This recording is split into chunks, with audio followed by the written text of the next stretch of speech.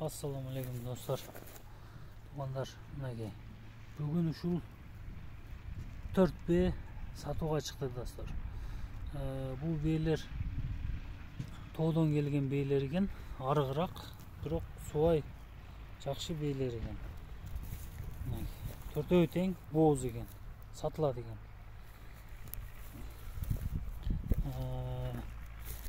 Бул жакшы аттан коюлган дейт.